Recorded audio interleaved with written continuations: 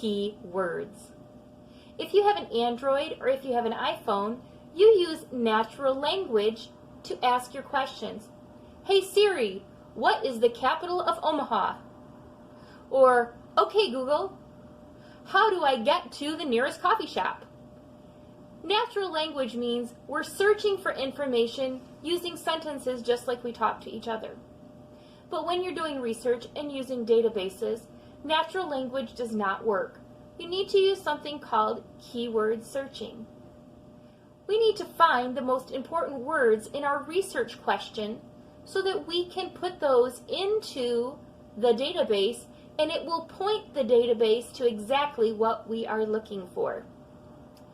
If you're not sure what keywords you need to be using, the first thing you should do is look at your research question.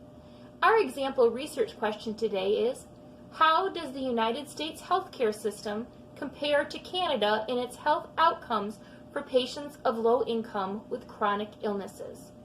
So let's get rid of right away the words we know are not important.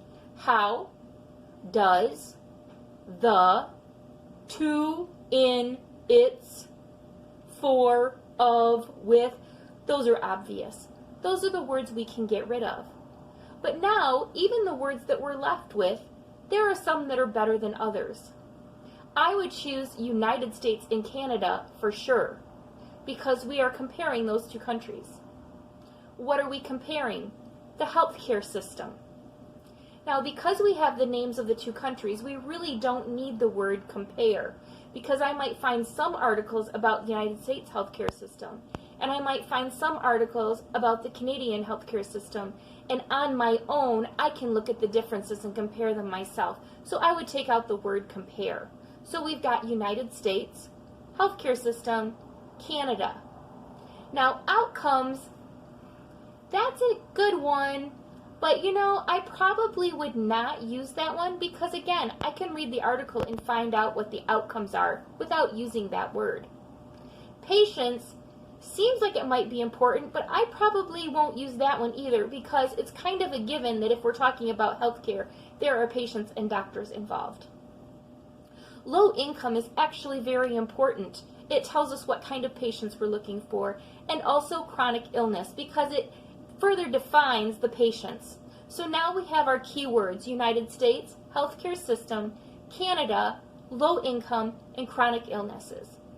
Truthfully, if you use some of those other words, it's really not going to be that big of a deal. You might just have to do a little more searching and weeding out of sources you don't want. So I like to do it up front and really be brutal with my keywords. Now, how can I find more keywords if that's really not getting me what I want? There's a secret. Synonyms and antonyms. If I look at the keywords I'm left with, I can think of words that mean the same thing, are more detailed, or broader that mean the same thing. Places I can look for those antonyms and synonyms, one is dictionary.com. That's super easy. I could also look on Wikipedia or Britannica. Those are places where I would find keywords. I certainly would not use Wikipedia or Britannica in my Works Cited, but it is a place to begin looking for keywords and basic information. Now, once I have my list of keywords, I'm going to start adding to it and building it. So healthcare system could be medical infrastructure. We could look for, instead of low income, poverty. Instead of chronic illness, we could say ongoing medical needs. All of those kind of words that mean the same thing, but it broadens our search because not everybody uses the exact same terminology when they write their papers. So we might be looking for low income, but an article about low income doesn't use that term. It uses another term that means the same thing. That's what we're doing with our keyword search. Then we go to the database and we start searching. We put our key terms into the search box. And maybe we find a good article, maybe we don't. That's why I like to say it's research. We search and we search again and we research again until we find what we need, trying different combinations of keywords. Once we find even just one good article, now we're on a roll because I can read that article, and as I learn the vocabulary about my topic, I can add words to my keyword list and begin adding those into my search box to find more and more articles. One good article is all you need to get the ball rolling. The other thing you can do with a really good article is look at the very end, because everyone has to cite their sources. And if you find a really good article and look at the end of the article, you're going to find their bibliography, which lists all of their sources. Now you have a list to start with. You can actually go and look for those articles to read as well. So that's the start of using keywords. And as always, one of your best resources is your librarian. I am going to be here to help you every step of the way. You can email me at my work email, joy.curry@lansingschools.net, or at thevikinglibrarian@gmail.com. You can call me on my work phone during school hours.